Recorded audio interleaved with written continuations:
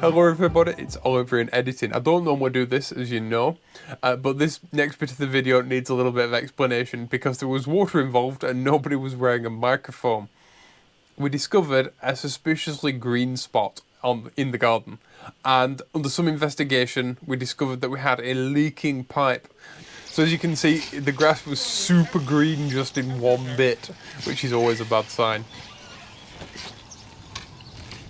No O-ring in it. Seriously? Yeah. I tried to flush it out, but it was absolutely and completely blocked. And thank you to Bentley for his assistance here. I'm not used to doing voiceover, can you tell? I naively got the snake to try and snake it out, and yeah, it didn't go well. Kind of worked, but not really.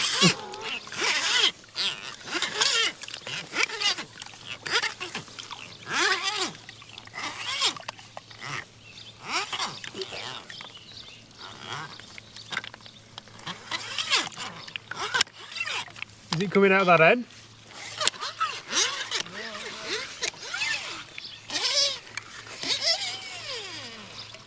So in the end, I decided to go and get the compressor from the workshop, wrap a rag around the end of the compressor and just blow it out.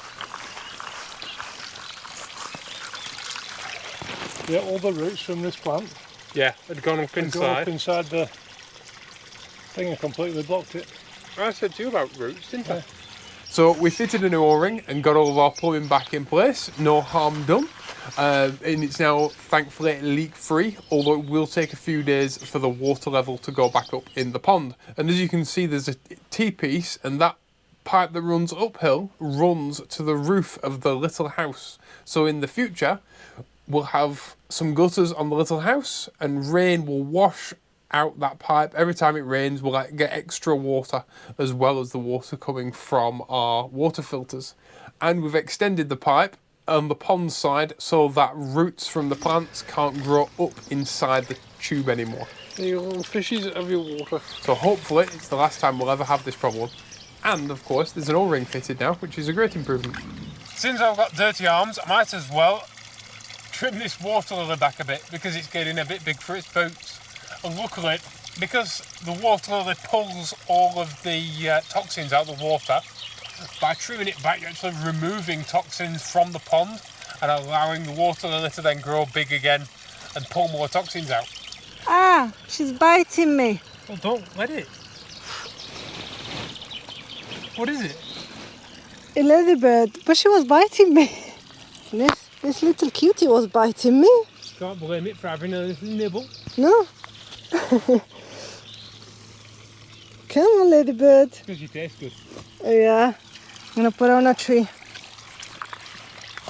She really was biting me. Come on, I'll get you there on the leaf. There we go. There we go. She's on her happy place. There we go. She's there. Now, in the past, we have actually found the odd leech in the filter for the fountain. I think they must have come in on the irises because these yellow irises are wild. So yeah, this is why you don't see me swimming in this very often.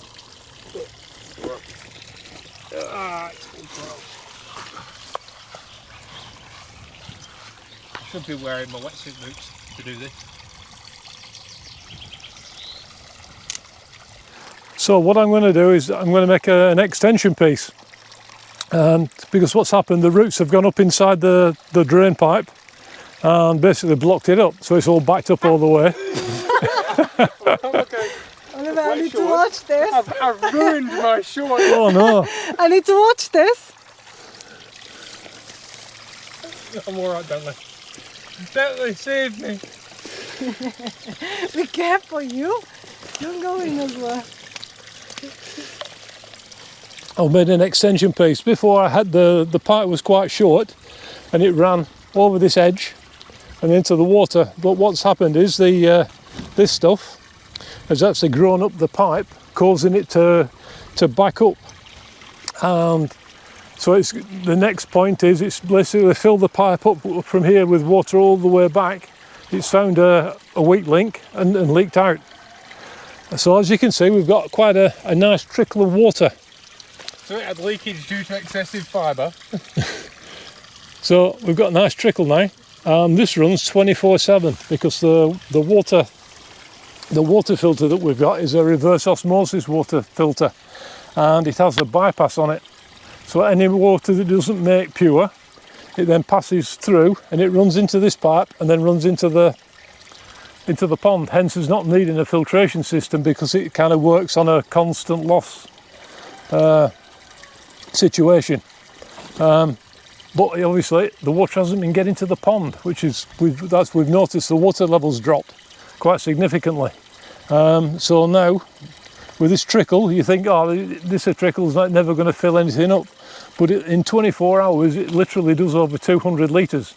So within 3 days, maybe 4 days, the water level will be back up on the pond and we'll be back to normal. And Goodness. That's how thick yeah, water lily roots get. And that's not deep down either. That's just what was next to my leg.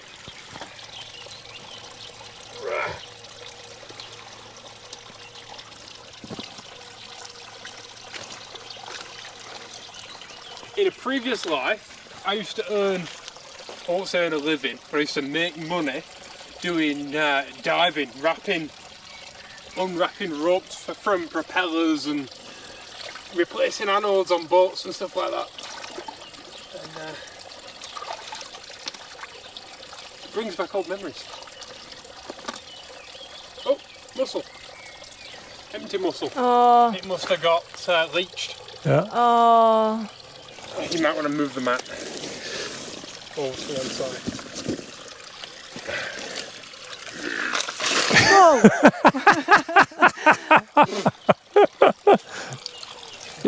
Warm shower. What's it taste like? Not very nice.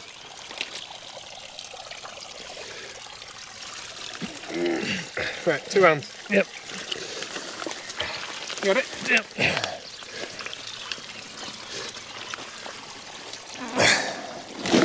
There's some weight in that. There is. It's wet, but This might seem quite brutal, but as you can see, it's literally lifting itself out of the pond. this has grown from nothing since springtime, and it'll do this again in no time. Again, with no room for fish. Yeah.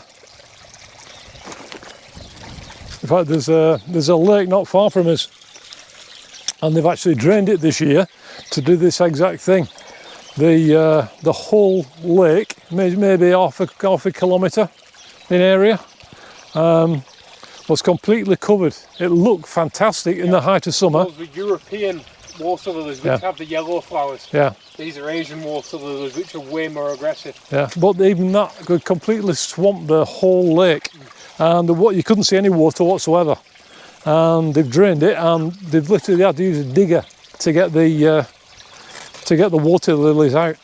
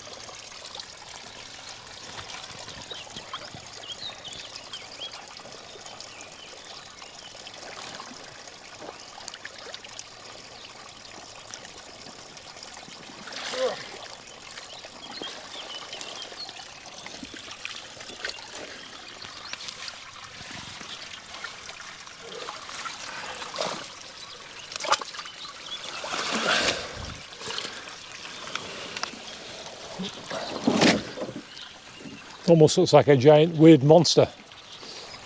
If you'd like to see us make this pond, we have another video that we've made that I'll link at the end of this video. Which may or may not feature me with my t-shirt off. Apologies in advance.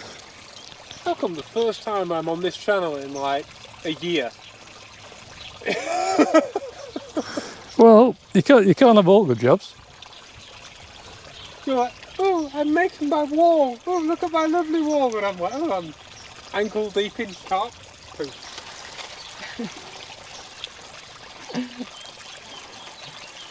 It's a glamorous job, but someone's got to do it. At least it's nice and warm. It is actually.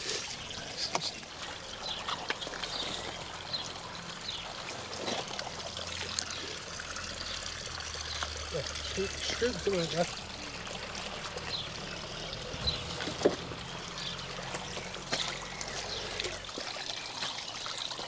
Oh. And then passing you the knife. Whoops. Oh no.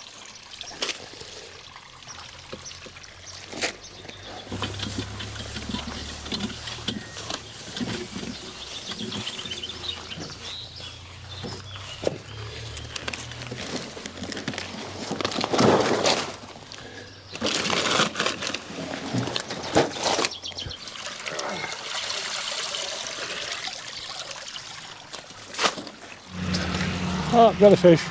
Eh? I've got a fish.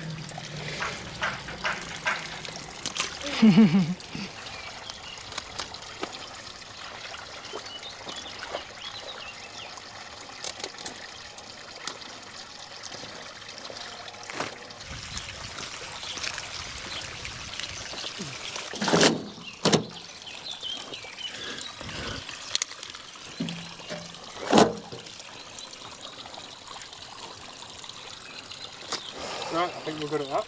Look at that. I need to watch that. It's really.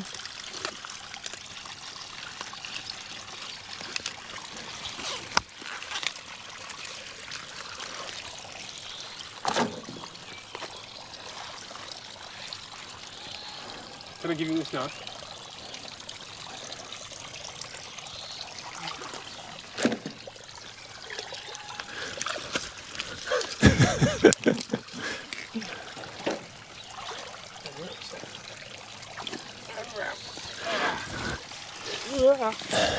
Right, years and years ago, you want to point the microphone at me?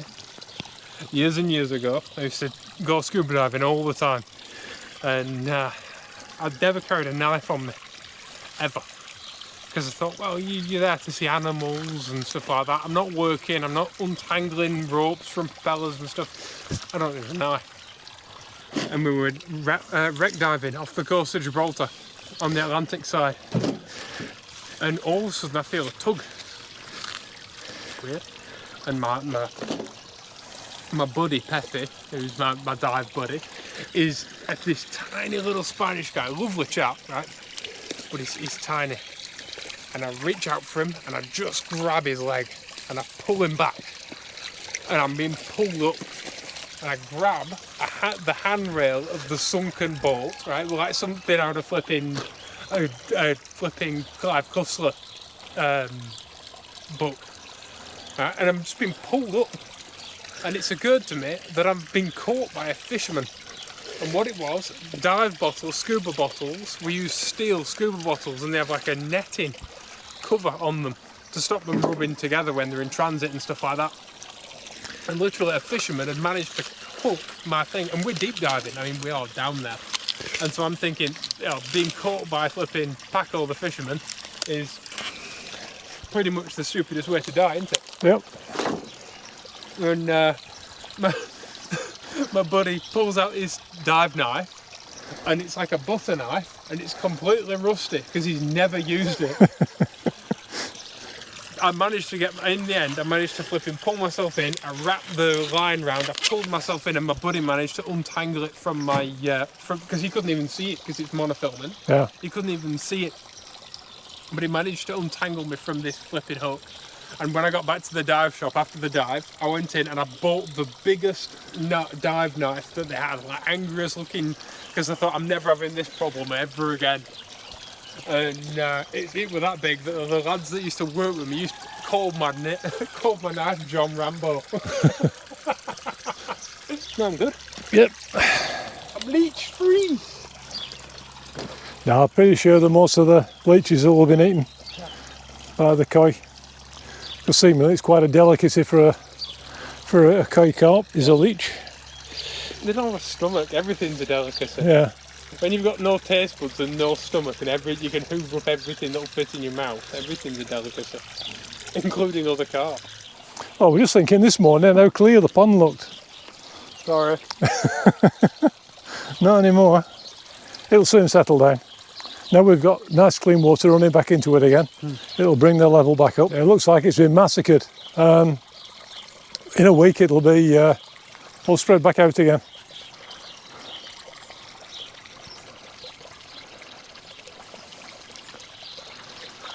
And all the new growth will help take out all the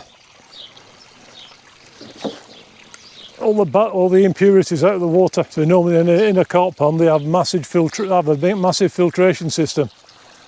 But up until now, we've had no trouble until we had the roots up the pipe which blocked it, which made it leak further up. But at least we found it. We found the problem. We sorted it out. There's a Dambles fly sunk there. Wings dry. Yeah, no. Come on, buddy. I know it's difficult when you're humping. There you go. He's like, come on, love.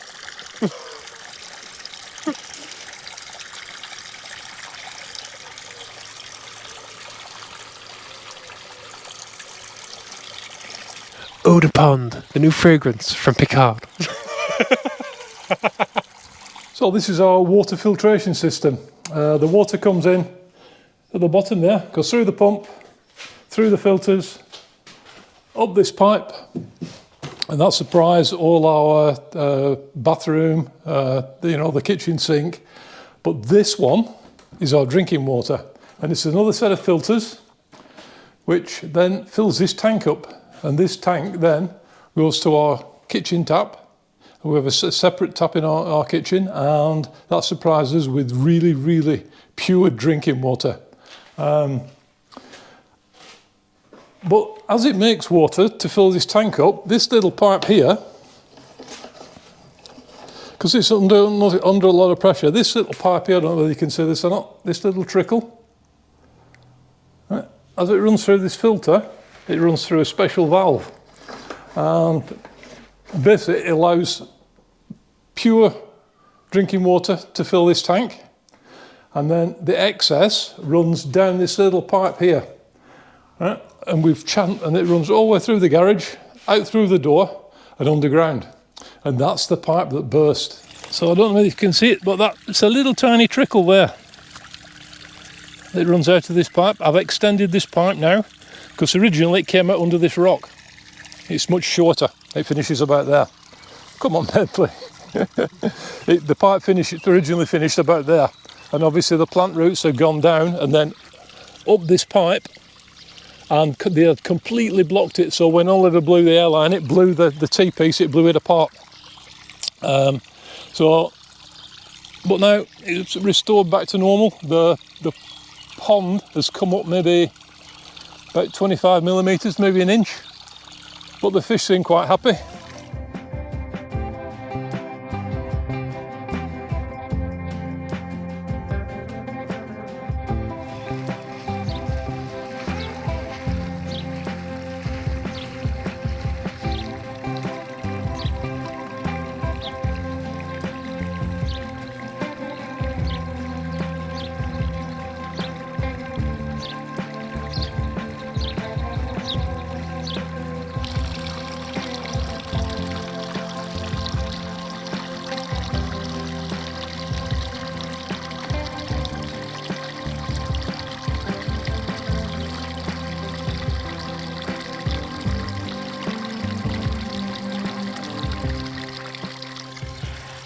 So, I don't know whether this will be part of a video, whether it's a standalone thing, or whether it's what, I don't know. But we'll put it up somehow.